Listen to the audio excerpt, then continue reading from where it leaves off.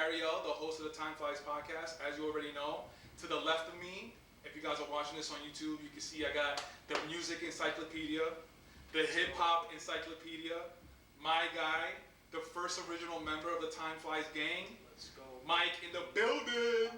What's up, my guy? What's up, my guy? Yo, first and foremost, happy holidays. Happy holidays, happy New Year. Yeah, happy New Year, all that stuff. We were talking obviously before starting to record this and caught up on the family and stuff. You told me everyone's good. I'm glad to hear that. You told me Jade was up here. I'm glad that she was here. Sure. Jade, if you watch this, shout out to you. But yeah, tell me a little bit about the holiday season with kids and presents, family. Balancing fucking just adult life, work, and that little bit of a social life that you may try to maintain with the madness of the holidays as a parent. It's good at the end of it all. You feel good, but it is crazy. In the middle of it, you're just like, fuck. In the middle of it, you're in perpetual just drowning. But at the end of it all, when the holidays come, you know it's good. So all's well ends well. Did you have family come here, or you went to somewhere? Like in terms of here, or Yeah. No. By my parents. Okay. About a half a mile over. So. Okay. Yeah, we had some family come over our crib, just cousins. If anybody sees this, shout out to y'all. Hey, Mike's family, if you guys end up watching this, shout out to y'all. Shout out. But yeah, no, man. Yo, I'm glad that everything went well. I'm glad that your family's good, healthy. I'm glad to hear that. I'm glad that we connecting again. We always keep in touch, but during the holiday season, I know everybody got mad stuff going on, so. Oh yeah. But we got some stuff to talk about, my guy. Yeah. Especially this episode, we're talking about your guy. The GOAT. Yes, we're talking about GOAT. Nas and DJ Premier's Jay-Z's worst nightmare. Nas and DJ Premier's album Lightyears. Yeah. Okay, so before we get into the album, as far as like, did we like it, all that stuff, I want to ask you something. Yeah. I want you to tell me a little bit about what the moment meant. Sure. About the album dropping. Talk to me. So, as soon as I heard that it was part of the rollout, it brought me right back. And if you're a Nas fan, you're a Premier fan, or just a fan of that era of music, you think of a specific magazine cover. I don't even remember the actual the company that it was, but it's 2004. There's a picture of Nas. He's in black. He's got a hat on. Premier, I think, is standing behind him. And they were throwing out there, there might be a Nas and I'm telling you. It wasn't like a double XL or. It wasn't double XL. It was a little more obscure, but it was known. But okay. I'm telling you, you look this up. Once you go through with editing, you look this up. It'll pop up. Everyone, you know. 100%. And everyone's gonna know this cover, bro. Like everyone. 100%. That was 2004. I remember the year though. It was 2004. They were all Premier Nas album. You kidding me? Because you think of all the collaborations that they made. Absolutely. They're like an album with them two would be nuts. Nas went a long time without even really like. He had the N album in 08. Hip Hop is Dead. And he put out the Damian Marley album.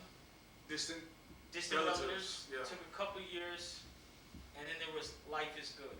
And Life is Good is kind of like the first dose to me, because I'm not like a completely subjective Nas fan.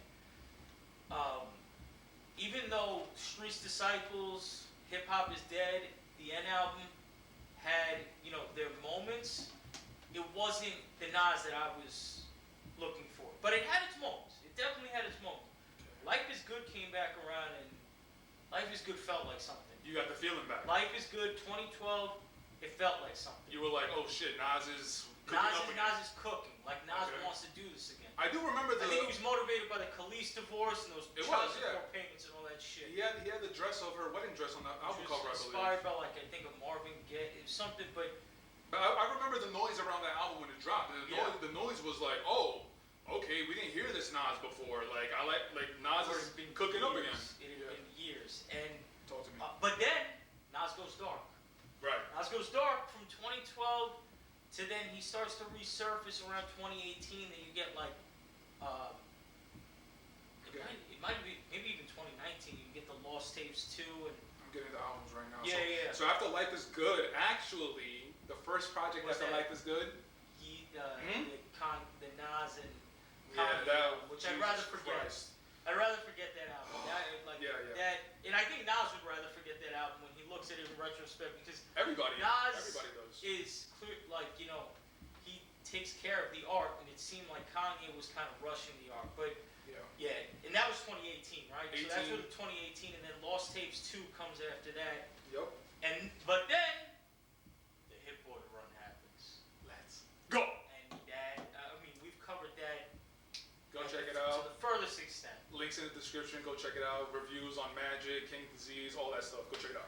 That's where Nas is touching all the topics you want to hear him touch. There's the Firm reunion. He's rapping his fucking ass off. Yeah. And, bro, so then you hear, you know, fast forward a little bit. Now you're hearing this Nas and Premier album is part of this Mass Appeal rollout. And I'll be honest with you, because I've been disappointed so much by the rappers that I've loved, and it's really not their fault, it's just like with time, you know, maybe you lose a step, or it's not specifically what I'm looking for as a fan of a certain era of your music. I was 50% excited, and I was 50% like, worried? We're just nervous? How could they possibly top what they've done at this point? How can they do? Of course. Because, you know, I mean, everybody had that feeling. But the excitement comes from, well, look at what Nas and HitBoy just did. Look at what Nas and HitBoy just Locking did. in with one producer, focused, Bro, and Nas is rapping, the production is tight. So I went into it, and even, you know, going through that Mass Appeal rollout, you got Slick Rick, Mobb Deep, Raekwon, Ghostface, Big L. Big L's like De La's album was the best of this entire rollout. Yeah. De La's album was, and I am not. I don't want to say I'm not a De La fan, but I never paid much attention. You never looked out for them. Never looked out for them. I like Tribe, I love, but De La, I was never checking for. 100%. This De La album, I kept hearing so much noise about it that I was like, I gotta peep this shit. And I heard it, man. That shit. Salute to them. I'm right there with you, like saying, because when we were old enough to really pay attention to hip hop, it was maybe like 2003, 2005 range. That's when we were like, okay, we were like at the right age to really start consuming hip hop and realizing what it meant for these different music projects to drop and the artists, what they represented in the culture. So we always had to go a little bit backwards as far as like learning where hip hop came from. Exactly. And then the 90s was De La, Tribe Called Quest. There was a bunch of Busta Rhymes. It was like the Native Tongues Collective. Exactly. So I was right there with you. I was always a Tribe Called Quest guy, and De La, I just wasn't looking out for them. Like that. Yeah, I mean, again, much respect. Like taking nothing away from them, I realized how important they are to the hip hop scene. I just didn't check for them, so I'm right there with you. Yeah. No, so that album, but like the Mob album. Excellent. You got the Havoc, you got the Alchemist production, you got the Prodigy verse, and they really, you know, tuned it up. But they're just like, it goes back to, you can't top certain things for me. As Mobb Deep, they're at this unfortunate disadvantage where you're never gonna top the infamous and Hell on Earth because of what those albums mean to me. You're never gonna top that. It's just like. So I'm almost envious of the younger fans who might be into that, who hear that for the first time, and that's their shit. Because I hear it and I'm like, this is good shit, but I'm always comparing it, and that plays into Lightyears. We'll talk about it as we get there, but I'm always comparing it to your best. And pardon me, I'm a little long-winded, but I'm gonna go through this Mass Appeal. No, come on, man, you know what it is. So the Mobb Deep album, excellent. I loved Raekwon's album. Raekwon, Emperor's Clothes? The Emperor's New Clothes, which he had a whole, you know, meaning for, which I don't want to butcher, but Raekwon, he has a good might not be, as massively appealing, no pun intended, as some of the other artists from his class, but I heard, shout out to Saigon, but I heard him say this on a podcast somewhere, and it makes so much sense. Out of all the styles that you could think of in hip-hop, Raekwon is the one that cannot be duplicated. His slang is too specific, his delivery is too off-kilter, like only Raekwon could do what Raekwon does. And Raekwon's one of these guys, like in AZ, who never really changed up his style, kept it where it was at, and he might be another one where only Built for Cuban Links is a tough act to follow. 100%. It's one of the pillars of hip hop. One of the pillars of hip hop. Yeah. But he's been consistent. I loved his album too. Ghostface. Supreme Clientele too. Naming it that is tough to do. And, I know that there was a lot that went in. I remember there was a Ghostface Kanye track that came out a couple years back that was actually supposed to be on that album. Because I don't know if you remember the talk, but Kanye West was talking about executively producing Supreme Clientele 2 at a point. And then it all kind of went to shit. That would have been ridiculous though. But you can't. Because that No Face track with Ghost and Kanye was fucking ridiculous, and it fit the mold of like the Supreme Clientele as we knew it. It felt like Supreme Clientele 2, once again, had its bright spots, but was more of just like a compilation of stuff that was on the cutting room floor for Ghost. Still, like, there's a Georgie Porgy record on there that's fire that has some shit, but naming it Supreme Clientele 2, you're setting it at a bar, and you're putting yourself almost at a disadvantage, but Ghost is the fucking man. He's another one. He'll be able to rap till he's in a fucking nursing home somewhere. Like, he's just that type of guy. The Big L was, once again, had its moments, but a lot of cutting room floor material. Stuff that I've heard through. Just hearing his voice again, bro, like, yeah, you forget how nasty he was, bro. And bro, ridiculous. And he was the originator. Well, I can't say the originator because his man Finesse was really like that punchline heavy, almost like he's battling when he's on a song. But I mean, the Big L. There was a record with Herb McGruff, I think Harlem University, fire. But I never really went back to that album. There was a lot of stuff that I had heard throughout the years through digging on YouTube, but the Slick Rick album, I didn't really. I heard great things about it. I watched like the short film on it, cool. But the end of it all, you have Lightyears. Right. It was big for me. I mean, regardless of being nervous with the expectation, almost knowing going into it, this can't possibly top what's already there, but. Nonetheless, Nas premiered an album in 2025. That's crazy. It's crazy just to say, but 100%. So here we are. Yo, I'm letting you cook, bro, because if you guys have been with TimeFlies since the beginning, first and foremost, thank you so much. Also, remember to hit that thumbs up, subscribe to the channel, please. That would be a big help. But like I was saying, if you've been with TimeFlies since the beginning, you know that I've been telling you guys that this guy has been the Nas aficionado ever since I've known him, ever since I met him. Ever since I met him, off the rip, it's always been Nas. And at the time, I was like, nah, Jay-Z's better, but I didn't know what the fuck I was saying. This guy put me on game, and then as I just kept growing up, Nas kept coming into my life. I don't know, just the music just always kept seeping into my life. If it was like getting ready for games, basketball games in college or in Mexico, or just on YouTube looking stuff up, it would just always seep into my life somehow.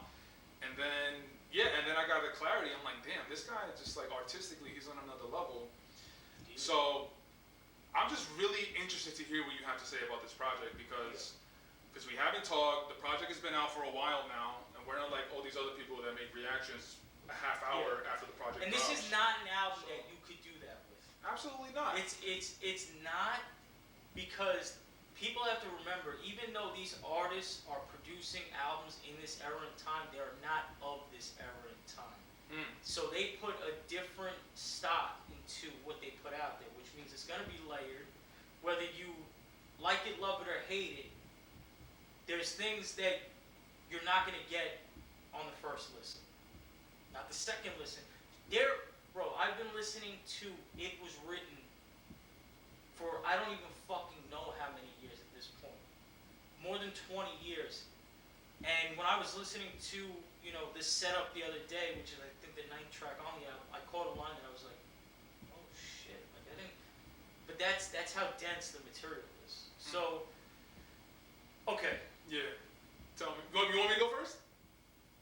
Go first, because I don't want to, you know, rant off. All I'm gonna say is, it's not a bad album. It just wasn't what I was looking for. Yeah. We were texting in between recording this episode and the previous episode. We were texting back and forth, and we lightly talked on it because we know we were gonna do this episode.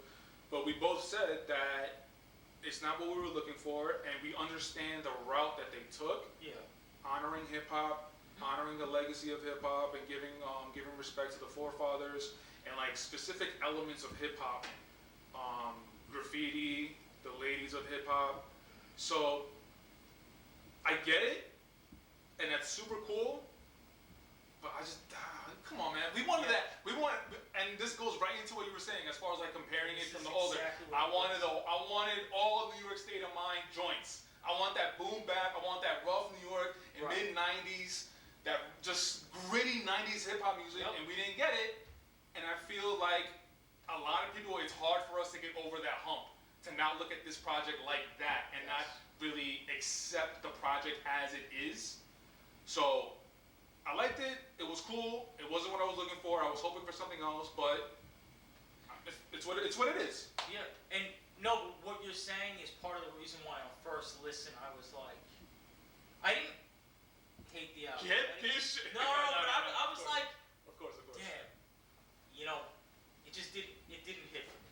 And, you know, for a couple of reasons. I mean, like you listed, I go into it, and this is, you know, we can't blame these artists for flourishing in their lives, and we want them to rap like it's 1994 in the projects, like it's represent, like, and that's not what they're living in. But that, because Premier, Nas, these are two people that shaped my love for hip hop.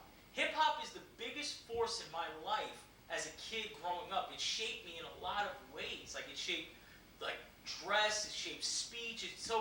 And these two guys are huge reasons for that.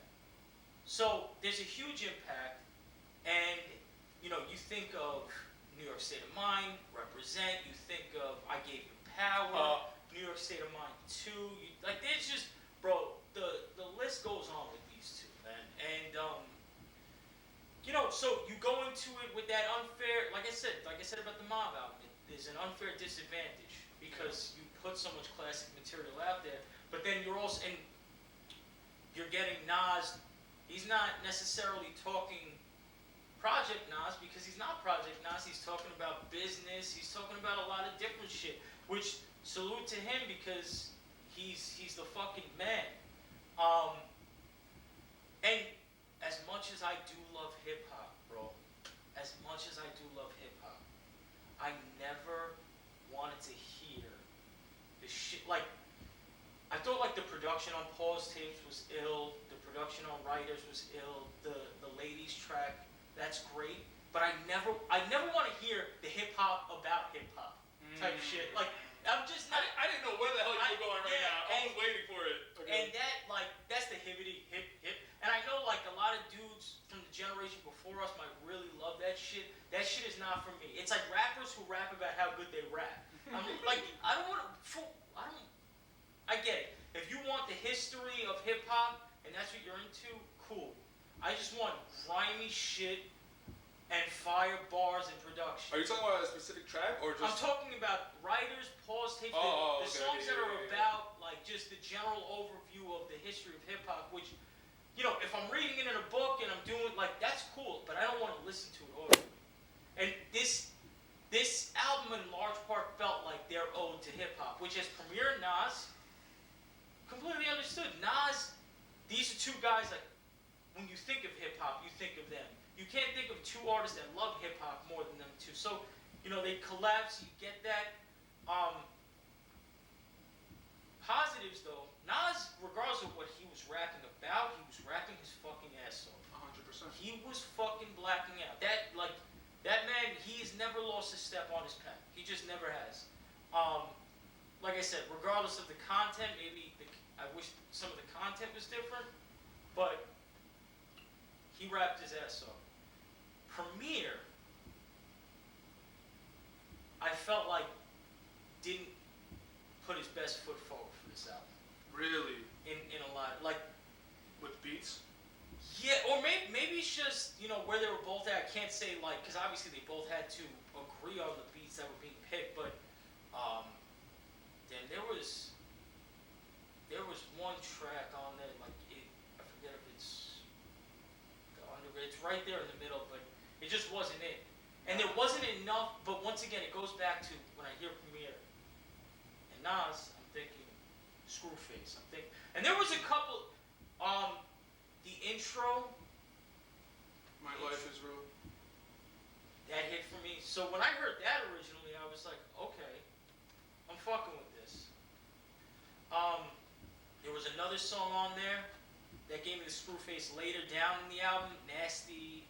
Nasty, bro, fire. That was the track that the album was already losing me, but I heard that and I was like, this is what I'm looking for. Absolutely. As soon as I saw New York State of Mind 3 and Third Childhood on the track list, I cringe a little bit. Because, once again, how are you going to top its predecessors? Are you mad that they tried it? I think they succeeded. I like New York State of Mind Part 3, actually. I was going to say, New York State of Mind Part 3, they had the Billy Joel sample up. Shout out to Billy Joel. I fucking love Billy Joel, too. And I was actually pleasantly surprised. But when I saw it, hadn't listened to it yet. When I saw it, I was like, why are we doing? Why are we doing this? Why are we fucking with? And if I remember right, one of them had that same kind of reluctance to, and I think it was Premier. No, I think it was Premier. You said it on the Joe Budden interview. Right, I think he was like, yo, you sure you want to do this? Yeah. And, because that was just me looking at it. But to your point, I heard it. That shit knocked, though. Devil's advocate. So, before listening to the track and just seeing the track list, you see New York State of Mind Part 3, and you're automatically asking yourself, why?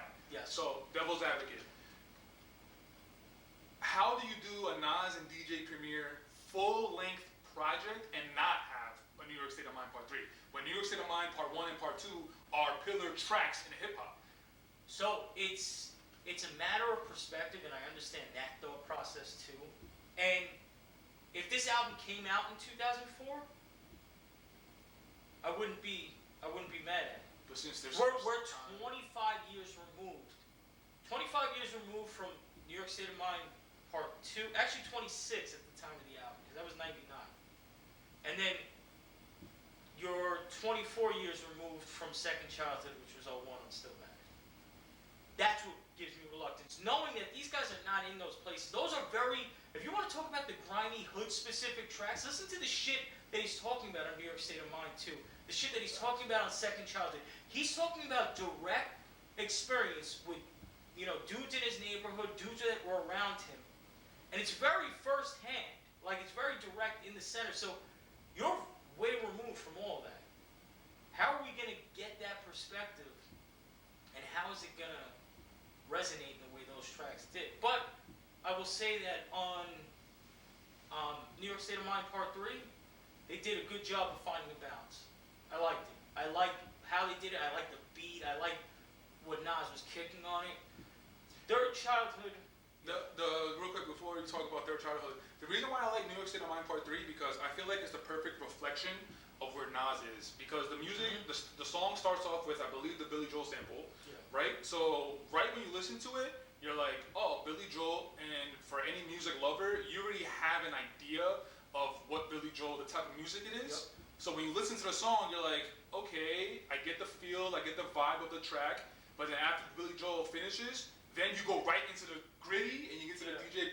So I like that because it was like a perfect reflection of where Nas is. Nas is still that, he's still one of, if not the best MCs in the game, but it's just where he's at in his life. He's talking about real adult situations, money, investing, family. So it was a perfect balance that was represented in that track specifically, reflecting where Nas is. That's why I like this so much. And he made a callback to New York State of Mind Part 2. If you remember, towards the end of New York State of Mind Part 2, he kind of narrowed it down one terms of two. So he's left with two friends, and now on New York State of Mind Part 3, he brings it back and he says, now we're looking out for our son. So he did a good job of rounding it out. And if you leave it at the trilogy, I'm good with that. So I was pleasantly surprised. I was. And once again, this is first listen. So first listen, a lot comes with first listen. I learned that with this album specifically, and I think today when I listen to it again, probably my fifth listen, you find different things that you like about it. So had we recorded this album on December 13th, the day after this album came out, you wouldn't have gotten this. Because this is an album that you have to unpack, you have to listen to. There's a lot of shit you'll catch on the second time around, third time, fourth time, and you can appreciate. Yeah, but we're not like we're not everybody else. We're real. We take time. Best podcast in the game that no one's heard about. You heard? Yeah. The best podcast in the game that nobody has heard of yet. That's it, bro. You heard? And that's why, that's why, like, people make content because that's the era we're in, but they don't understand the artist that they're talking about. They don't know what it is to wait even a year for your favorite rapper to come back out. Never mind 2 years, like, so there's a level of just that immediate gratification. We get this today, it's all microwave. So I'm glad that we took some time because I never want to come off like I'm completely bashing two of my favorite artists in the entire fucking world. Nah, we're just having a combo, bro. But we're just having a conversation. It's a good album, all in all. It's not what I expected or I wanted ideally. But it's a good album. If it was anyone, like literally, if it's anyone else, the bar isn't that high. This is a solid fucking album. But because it's them two, there's a certain expectation. Something you said made a question pop up in my head. It's a little away from the album, but it still deals with Nas. You just said that we're in the generation of like instant reaction and like all that stuff. So I want to ask you, when Nas was in his prime, even though this is kind of like a second prime, but when Nas was in his prime in the 90s, in the later 2000s, he would drop a project and then he would go ghost, right? He would go ghost for a year, 2 years. Yeah. So I want to ask you, what has it been like for you as a Nas fan since basically 2020? That we've been getting project after project after project without a substantial break. Is it something that you thought that you would never see? Is it something that like you're in the middle of it and you're like, yo, this is what I wanted as a teenage kid, and he's actually doing it? Like, tell me as a Nas fan how that feels looking back at the last 6 years now. We're in 26. It was unbelievable. Like literally unbelievable. Not even just the output, but the fact that not only is he coming out back to back, but it's fucking fire.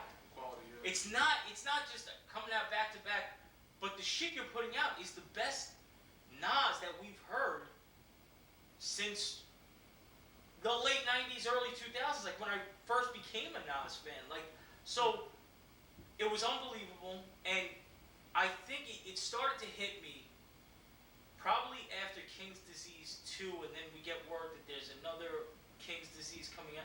You're like, holy shit, this dude is really putting this shit out.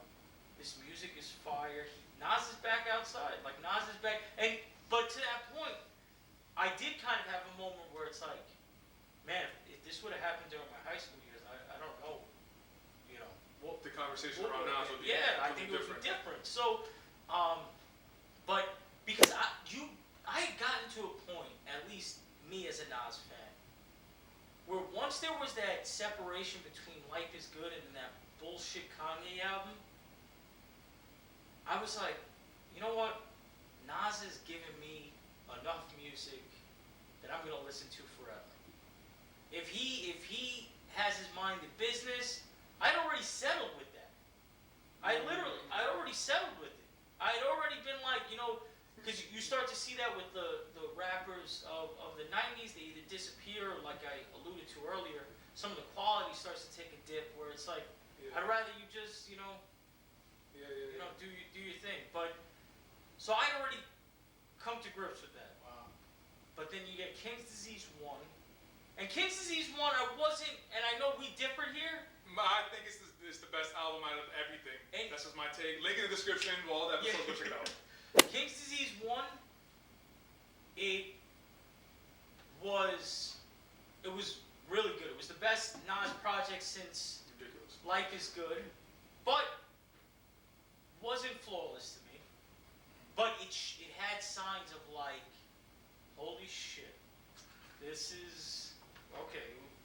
Like, if we could get something going here, right. This is gonna be It was showing signs of life. It was showing with Nas. signs of life, bro. And then we start getting bang, bang, bang, magic, like, bro. And at that point, what's the first track on Magic? The first one. Magic Part 1. Speechless. That I'll never forget that.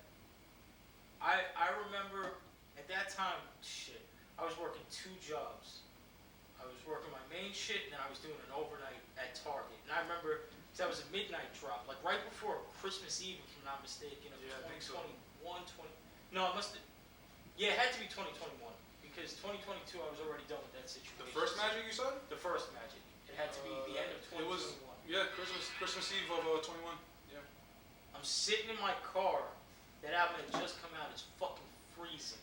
It's freezing. I'm waiting for my car to warm up. Tired. It's like 3 o'clock in the morning. I just want to get the fuck out of there. Bro, I heard that. That beat. Him rapping like that. And that was the moment, even though King's Disease 2 had come out by that point, King's Disease 1 was out, and King's Disease 2 was that, okay, Nas is here. But when I heard that, I said, no, this is another prime in Nas's career. Just that track, it put it all in perspective. And then We back! Yep, That was we it. back. We fucking back! And then he just kept rolling from there. I mean, there was a hiccup, I think, with Magic 2, but that's another thing. I mean, he's putting out King's Disease. He's putting out 2 series simultaneously, bro. What the fuck? And like, you couldn't believe this. A Nas fan could not conceive that he was gonna go on a run like this. Yeah, if you told a Nas fan back in like, not even 2003. 2017, if you would have told a Nas fan, yo, Nas is about to put out 6 albums in fucking, what was it, fucking 4 or 5 years. 4 years, Yeah. and 5 of those fucking projects are going to be undeniable, I'd be like, where are you copying from? Because I need some of that shit. Facts. But Yo, Nas, I think it's fair to say that since 2020, I think it's fair to say that Nas is the MVP. And I'm literally not just saying that just to say it. I'm not glazing. But like, even in some interviews that I see, some podcasts that I see, it comes up randomly that like, yo, don't forget about that Nas King's Disease run. Yo, don't forget about that Nas Magic run. Bro. And it's like, yo, the King's Disease run started in 2020 at the height, in the summer of the pandemic. That's how far back we go. Yeah. And it's like, when you just think about from 2020 up until this moment, who has been at the forefront of the hip-hop scene, not just music. He's been competitive. He's been competitive no matter where you place him. It's so impressive, bro. Bro, and we're talking... It's so impressive. A guy who was a dominating force in the 90s, coming back in the 2020s to reestablish dominance. That's unheard of. It's impressive. There is no other rapper who has done that. Did you see, it was around the time when the album dropped, he actually did a performance on Amazon. Yes. It was actually right after the NBA game. Las Vegas. Was it Vegas? Yeah, it was the NBA Cup, one of the NBA Cup games. So you saw it? Yeah. Did you you see who he brought out? It's your boy. Who's Nas always associated with? That's a good segue too. 100%. To what? To what am I segueing to? To the track. Yes, their track. Their track is called My Story, Your Story. So I want to ask you, I always ask you this every time AZ's name or the firm pops up. How fast after you came? Yeah. Well, I came back to back. So I stayed hard after the first nut and I just went right back in. Oh my God. Yeah, talk to me about that. Like when you saw that, you were like, now that was something when I saw on the track list, and regardless of the history, because you know this, and anyone who knows me knows the first two rappers of my top 5 because they've been the same two guys for fucking 20 years, and it's always been Nas, it's always been AZ, back to back. You can attest to this. You know this as much as anyone. You were talking to me about AZ before I even knew he existed. You who the fuck is this? You only gave him credit for like the Lady remix with D'Angelo. You didn't fuck with him otherwise at the time. So that's crazy. You remember that? Yeah, bro. So, I mean, yes, I saw that and I was like, I need this. And listen, I will say that's still an album I need. And by the looks of it, if we can get a Nas and Premier album, we can get a fucking Nas and AZ album. And you can mix up the producers. You want to get a little HitBoy on there. You want to get a Premier joint on there. Mix it up. 9 tracks. We need that. We need that. Please. Well, I don't know if you remember, but like that was actually a talking point in the Joe Budden interview. He asked Nas regarding that, and Nas said that like he thinks it could happen, but maybe not because AZ is always on the go. He's creating music all the time, and like sometimes AZ is for it. That's what Nas said, and then sometimes Nas doesn't hear anything back about that from AZ. So by the looks of their dynamic, if Nas presented a real plan, he puts pressure on him. You think he'll? For AZ would do. AZ never stopped putting out music, and AZ's a dude who has low key continued to put out quality fucking rap music. He's put out quality rap music. Like I brought up Raekwon earlier, he's a dude who never shifted too much in his style. Always kind of kept it where it was at, because if it's fucking not, if it's not broke, you don't fix it. So he's always consistent, and even so to go back to the track itself, and I heard through I don't know if it was the interview with Joe and them too, but Joe had mentioned that when he heard the original mix of the album, there was a different beat to that Nas and AZ track. So I wasn't ecstatic about the Nas and AZ track. They were both rapping well, but I didn't like the choice of production for it. Really? I thought they were both rapping very well, Rapping their asses off. Neither of them lost a step, but this goes back to the point of I needed more out of the production. I felt like that, and I kind of got what they were doing. I think it was like it was one of the more, I'd say, bare beats on the album, because you want to give it space, give Nas space to kind of do his thing, AZ space to do his thing. But man, if we get them two on that nasty beat, give me a fucking break. So I mean, I come up AZ and get fucking, it's crazy. This might be a little difficult to sum it up in one word, but like that's something that you keep repeating, that like you think DJ Premier, there was something up with the production. So like, what is it? Like, if you could single it out, like what is it that you think Premier could have done? I think it may not even be, because there's no bad. Actually, no.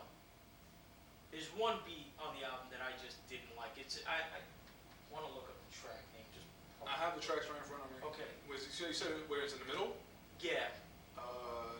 The number 8 song is Sons. Go up a little bit. Okay, before that is Riders. Oh. Before that is Pause Tapes. Before that. Madman. No, it's before that is Welcome to the Underground. That one. Okay. That beat I fucking didn't like at all. That's the only beat that I didn't like.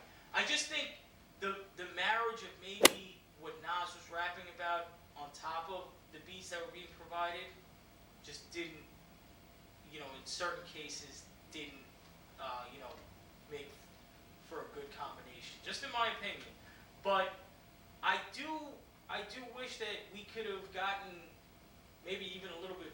This was very polished premium, because Nas is talking about a lot of polished topics. He's talking about his business. He's talking about being the fucking good. But I wait. You know what? You know, Ransom's album, the premiere that dropped. 100%. If we get that premiere with Nas, So it's that's what I'm looking for. so it's almost like you're saying that we got like the squeaky clean DJ premiere. We didn't get like We got a very and it was to fit, I guess. Like I said, Nas isn't talking grimy shit on a lot of these tracks. He's talking business shit. He's talking coming up in the world. He's talking like a guy who just got approved for a fucking casino in Queens. Like, he's talking that type of shit. Big bullshit. So this actually, thank you for, because you reminded me of something I was going to bring up earlier. I wonder like how the feeling and the vibe and the concept, if you will, of this album came about. I wonder if like they already had an idea going into the studio, or was it that they were in the studio and things were just coming up? And as things were coming up, the album theme was starting to shape. Because if they went into the studio with this idea, I mean, I'm not mad at it, but like if they were in the actual just messing around and Premier making beats and Nas going in the booth and rapping, and the album was shaping and developing as it was happening, like I wonder if either or could have had more of an impact as far as shaping the album. You feel me? Yeah. So I wonder what that was like. I wonder, because they didn't talk about that. They didn't really talk about the process too much. All they said was that Premier brought ideas. That's all I remember from the Joe interview. Like, yo, Nas said that Premier would bring ideas, and I knew that he would bring ideas. And then, yeah, one of the ideas was talking about the graffiti writers. And Premier thought that he wasn't going to be down for it, and as soon as Premier said it, Nas was like, yeah, absolutely, let's do it. But, yeah. That's all I got. Yeah, I thought about that too, like, what was the process? You know, how long did they kind of put into this album? But, you know, like I said, with King's Disease 1, I saw the potential in it. I saw, this could be something. It wasn't flawless. If Nas and Premier now come out with the second one, after this one maybe not being what I needed, maybe something else comes of this. Maybe we do get production like the Premier production on the Ransom project with Nas. Like, you know, maybe, but... What are you leaning more towards? You think we're going to get another one or not? Because... I have a feeling, for some reason, and I don't know, I feel like we're going to get another one. Because we didn't... First of all, we didn't know King's Disease. We knew King's Disease was dropping like, what, a week prior? Yeah. But we didn't know that King's Disease 2 was dropping. I think they just dropped it out of nowhere. They did. So, you know, maybe they're gonna run the circle the block and do the same thing. I have a feeling that they're gonna come back with some, but I need the Nas and AC project. I just want to talk about the actual songs that I like. It's actually on the back half of the album. The only song that I like on the front half was New York State of Mind Part 3. But in the back half of the album, I like Sons, Young Kings, Nasty, Esco, Nazir, My Story, Your Story with AZ, and I like Junkie. Yeah. But all the other songs, man, it's just like I said in the beginning. It's just not what I was looking for, and it just wasn't. My standout songs were that the intro, which was My Life Is Real. My Life Is Real. I fucked with that. New York State of Mind Part 3 I liked. The Nasty track I liked. The thing is, with the Nas and AZ, they were both rapping their ass off. But from a production standpoint, it didn't hit for me the way it needed to. Junkie was fire. I liked the production on Pause Tapes too. I thought that was cool how they fucking, you know, flipped the Havoc interview into like a premiere cut. But I just, like I said earlier, I know that this is a matter of ideology, a matter of perspective. Some people like the hip-hop historian shit, which you've always gotten with Nas. You've always, post-2000 Nas, you've always gotten the hip-hop historian somewhere in the project, because that's just who he is as a person. For me personally, it's not what I want to listen to. I don't want to listen to like the breakdown of the breakdown, because I just watch documentaries for that. I watch, and I'll read up on it, because I am interested in it, I just don't want to hear it. So when it comes to like Pause Tapes or writers, or even like the a ladies track. Okay. I can appreciate it to a degree, but audibly, I don't want to hear it. I want to ask you something about Nas, but I want to make sure you got your shit off with this album. Is there anything else that you want to say? No, this is it. Yeah? This is it. Nas was rapping his ass off. I just, Nas and Premier, we appreciate you giving us what diehard Nas fans have been asking for. Yeah, so, absolutely. If nothing else, it was what we were asking for however many years at this point. As a Nas casual, if you will, I do appreciate the art that you guys are giving us. Definitely not knocking it. We're just having conversations. But now we finished talking about Lightyears. I do want to bring up a question to you that I think you know where I'm going. Nas's name is synonymous with who? Jay-Z. Jay-Z. So the question I want to ask you, because I feel like in the consensus around the Jay-Z and Nas conversation is Jay-Z over Nas. I feel like that's the consensus. I feel like it shifted because of that. Yep. So this is where I'm going. The last 6 years, 5.5 years, what do you think it's doing to that conversation? Because Jay is not making. There's rumors that he's dropping an album, but we never know. And we hear through the grapevine, through podcasts, and through this, through that he's always making music, but he's not putting out music. The last album we got was 444, and I believe that was 2018.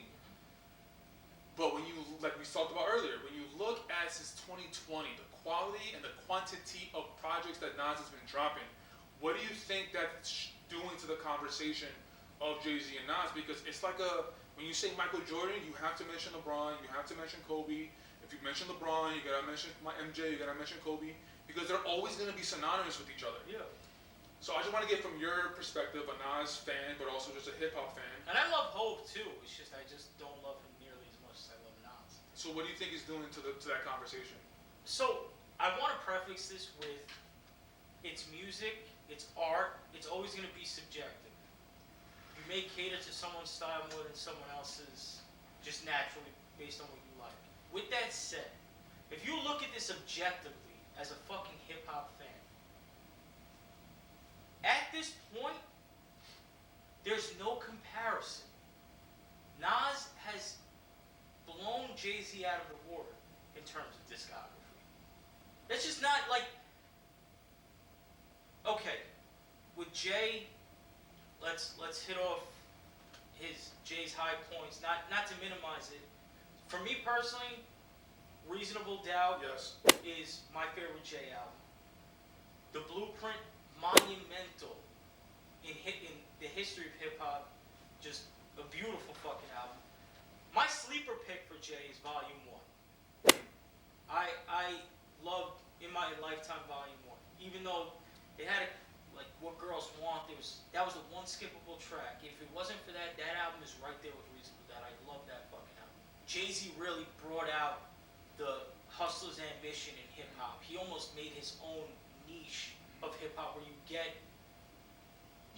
even like your 50 Cents, your Pusha T, like dudes who hustle outside of the music, who made that the base of their identity. It's from Jay, it's from Dame, it's from that ideology.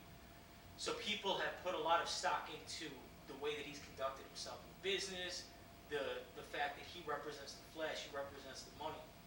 And he raps well, we're not gonna lie about that. But there's a lot of mid in that discography. There's a lot of mid. Even take it away, because I think that the 2020 run that Nas is on is what puts a clear staple. If you're being objective about this, there's no comparison. Because it's not even about output, it's about quality. Yeah, but the thing is that since 2020, since King's Disease 1, which, out of all the projects that he's put out, which one is there one that there's a bona fide classic? But that 20 years from now, we're going to look back on one of these albums the way we look back on an Illmatic, the way we look back on A Reasonable Doubt. It's hard to say, because I'm not... That's my only argument that I have right now. But if that's your argument, what's your argument for Jay in Jay's favor? Where's his? The album that he put out in 2018, 444, that was a moment, bro. And that might have been the beginning of this whole like older rapper aging in the hip hop hop scene, how we gotta take them serious. That might have been the album to like start that conversation, bro. Like with mature hip hop, sure, but I think that album, and I know that there are even mixed reviews when it comes to 444. Some people love it, some people hate it. I love 444. Similar to how when we got King's Disease, when I think of Jay, post Blueprint 1, Black Album, it's mid. It's mid. You got mid for Black Album? I got mid for Black Album. I got mid for Black. I'm sorry. There are points because of the marketing surrounding the Black Album. This was going to be his last album. This was a moment. He made a moment out of that. You know, you get the show at MSG, which that DVD Fade to Black was fire too. I had that. But when I listen to that album now, it's not something that I run back to in the same way that I go to other things. Honestly, I think Jay's best album post Blueprint 1 was American Gangster. I think American Gangster was but that was because that was like, to me, Reasonable Doubt 2.0. That was like Reasonable Doubt, but he put the backdrop of the American Gangster movie to it. That's such an underrated album, bro. Yo, that album was ridiculous. We were bumping that in your Cadillac. Like, that was our senior year of high school. So, but yeah, so Jay had the moment with 444. Nas has had a series of moments with these King's Disease albums dropping. He's in the conversation competitively as a 50-year-old man competing with guys damn near half his age with an output, you know, he's keeping up in quality, he's keeping up in output. Listen, I agree with you. I think the conversation, I think it's heavily leaning towards that Nas now. But if you were to have an argument with me as far as like the albums that he's dropped since 2020, and you know, can you pick a bona fide classic, like I gotta hear you out. Because just right now, just us talking, King's Disease 1 through 3, Magic 1 through 3. I can tell you from my perspective, because this is another thing that they do nowadays. As soon as that album comes out, it's a fucking classic. How the what do you know about a classic? Like, you need to live with an album. You need to, if you can go back to that album 5 years from now, 10 years from now, and it still gives you that feeling, it's a classic. So to me, I mean, some of these albums are already starting to age, like King's Disease 1, 5, going on 6 years old. And I still bumped it. Magic 1, that's Speechless, I hear that. And that whole project was fun. To me, if there's a classic in the bunch, Magic 2? Magic 1. Oh, The original Magic, the 9-track. That was pure fucking rap shit. This is the other thing about the 444 album. Yes, does it kind of take hip-hop to another level in terms of making like an alternative genre of mature adult hip-hop? Right. Sure. But there is a lot of marketing around 444 because of the ties it had to Lemonade. It was almost like a response to the Beyonce album. And when you tie in those more, you know, salacious aspects of it, it makes it seem like a greater moment. But the thing is, I think we were making the connection to Lemonade after that album dropped, because I remember the marketing on 444 was literally just. They did the Jay and Beyonce thing. There was no marketing. No. The marketing it was a random sign in the subways, on the buses. Yeah. It said 444, and it said this is the whatever album from Jay-Z. That was the only thing. Yeah, and that's what they were doing. But I'm talking about, because when it comes to marketing, there is no marketing when it comes to people who drop when the fuck they want to drop. Beyonce was damn near the inventor of, I'm just gonna drop this album today. Nobody's gonna know shit. Drake did it, Jay did it. So there was no marketing to, you know, sell the album per se. But I'm talking about after the album comes out, what the people are talking about. They're not talking about Jay's rapping his ass off. They're not. They're not talking about Jay's rapping his ass off. They are talking about at all? Nah, bro. No, they were talking about Jay rapping, bro. He was rapping about shit. About shit. They were the content that he was talking about was different because it was a mature hip hop, it was alternative. But they weren't saying that like his rapping skills, his rapping ability. And I mean, is that what you mean? Yeah, like it wasn't like when speaking from a hip hop perspective, a rapping perspective, Nas is Nasty Nas on those King's Disease projects. I get what you're saying. And obviously, listen, Jay has gone to another stratosphere in that regard. And Jay was rapping very well. Legacy on that album, I fucking love. He had a couple of moments on that album, with the Frank Ocean track, where he's rapping. But it's more so, you know, it's almost like an audio book on self-progression and self-help, like in a way that you've never heard from Jay-Z. So people take that, and once again, it goes, because you see Jay as this successful businessman, which he clearly he is. Look at where he's gone in life. Yeah. And you hear this perspective, you could appreciate the fact that he's putting another kind of alternative perspective to hip-hop.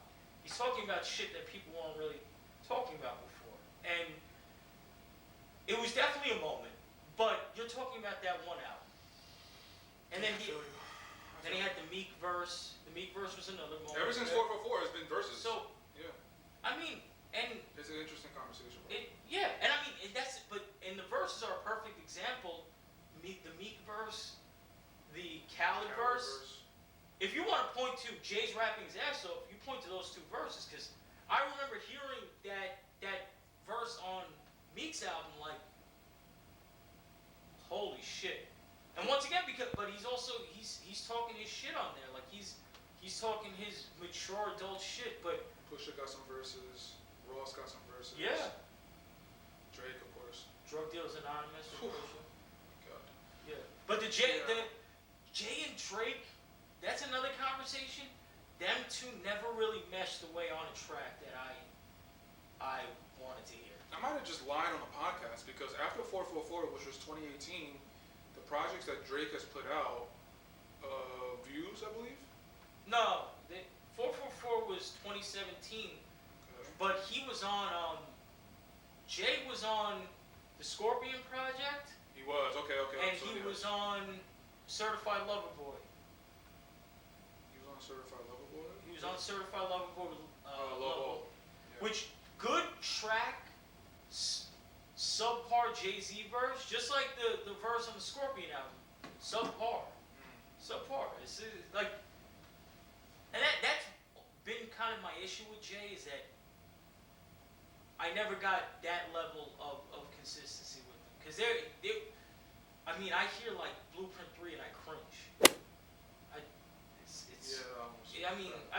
Once again, an artist and a rapper of Jay's caliber, there's always going to be a track here and there, but through and through.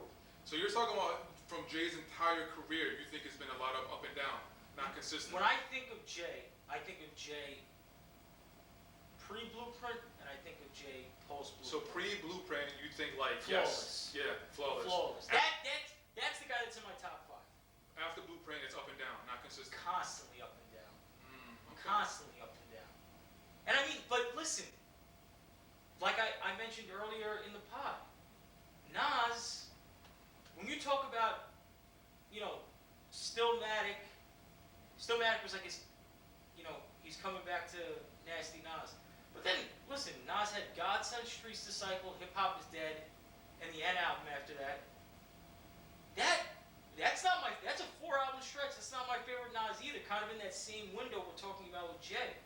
And I think that had a lot to do with these 90s rappers who were experiencing longevity like we've never seen in hip hop. They're going into their second decade. They don't really know necessarily how to adapt.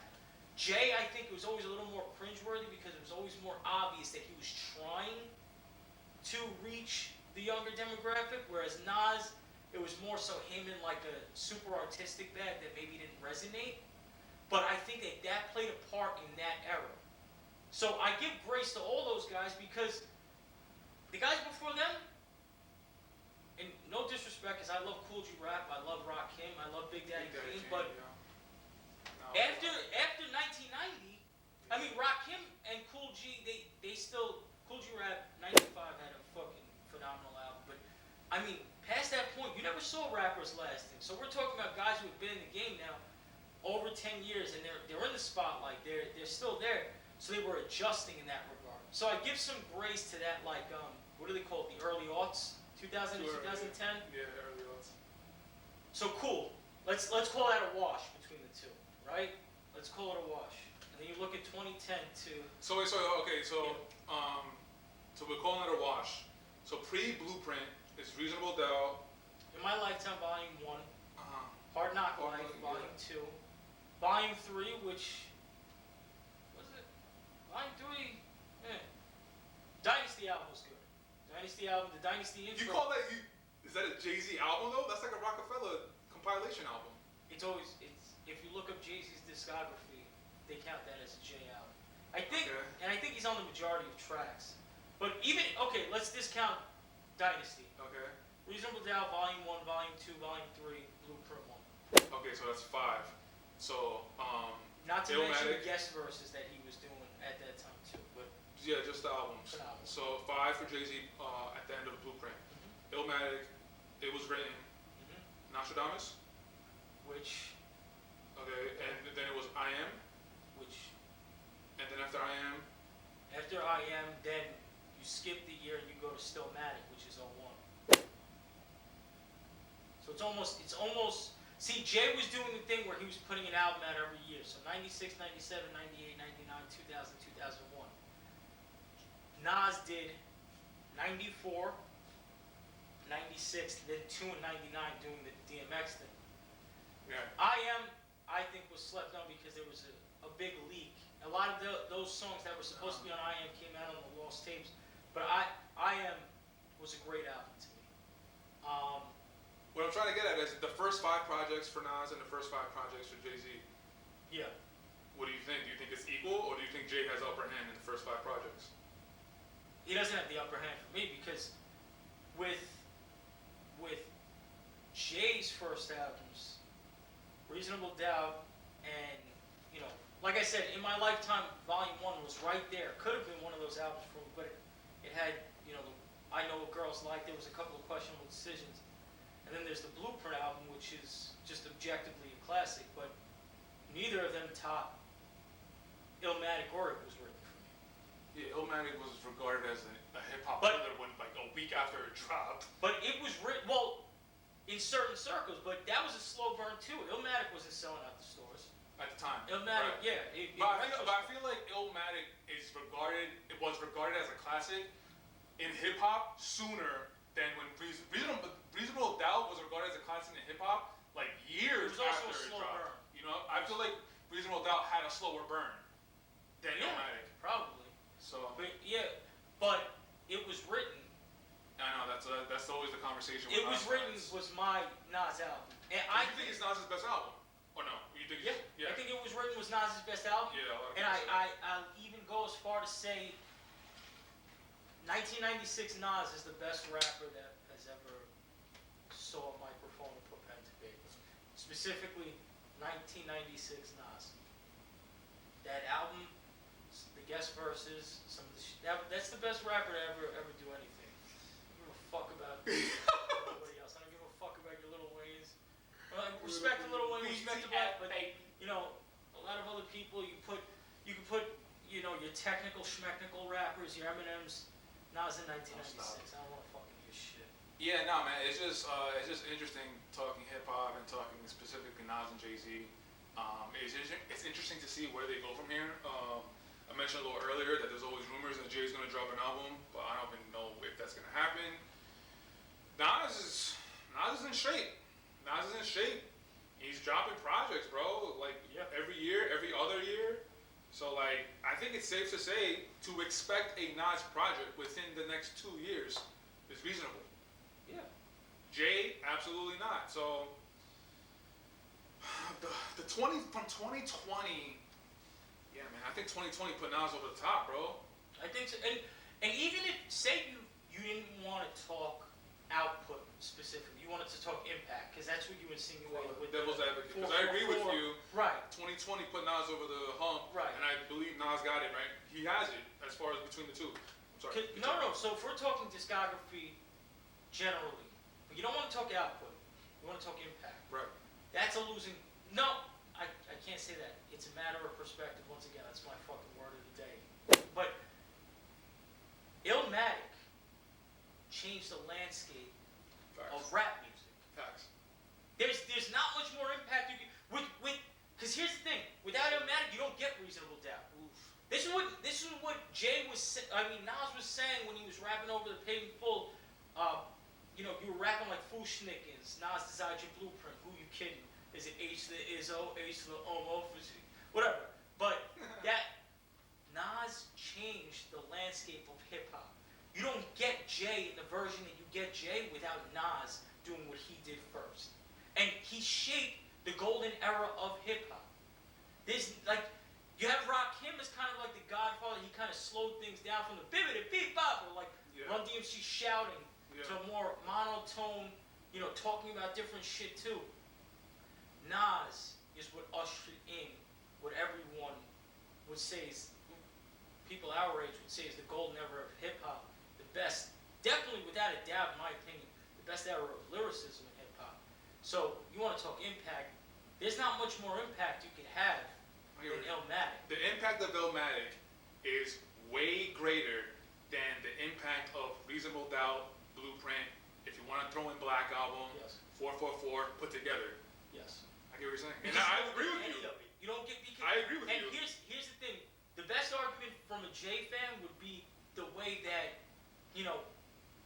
Jay started talking money shit and business shit and started putting gems like that in his music, which spawned a different ideology. Because you get a bunch of Jay's children and these young dudes, young entrepreneurs who, want to be businessmen who grew up on hip hop. A lot of them will cite Jay-Z. So his impact in that regard is huge too. But we're talking hip hop, we're talking about the discography itself. I mean, and Illmatic, like I just said, Illmatic isn't even my favorite Nas album. But you're talking impact, there's not much of a bigger impact in that conversation other than Illmatic. We're going to keep it there. Yeah. For the Nas, Jay-Z, but also Lightyears conversation. I love having these conversations with you, bro. I love having these conversations Same. with you. Let me see more of you. Sure. We're going to drop more episodes. Yes, But of sir. course, I want to say thank you for joining me on this episode. Thank you for having me, bro. Absolutely, anytime. And as far as time flies, all the links to the socials will be below. Instagram, Twitter, all that stuff. And if you're watching on YouTube right now, you could do me a favor, hit that thumbs up, subscribe to the channel, leave a comment. That'll be a great help. Numbers is growing. I see it. Numbers is growing. And Instagram numbers is growing too. Like, dude, it's weird. Instagram is so weird, bro. Well, the socials. It's so weird, bro. I put out a random reel of a Tom Cruise interview. That shit went crazy, bro. I got like 200. It's a lot. I got so many followers from that one post, and I'm super grateful. How many views? No, the views. No, I don't. It's some. I was gonna say 200,000 likes, but I don't think that's wrong. I think it's views. But it's crazy, bro. From one random reel that I put out. It's so random the way these socials work. But anyway, if you follow me on Instagram or Twitter or TikTok, thank you so much for helping me get the numbers to grow. I really appreciate it. I want to do the same thing here on YouTube. So again, links in the description below. And for Mike and I, we'll check you on the next episode of the Time Flies podcast. Peace.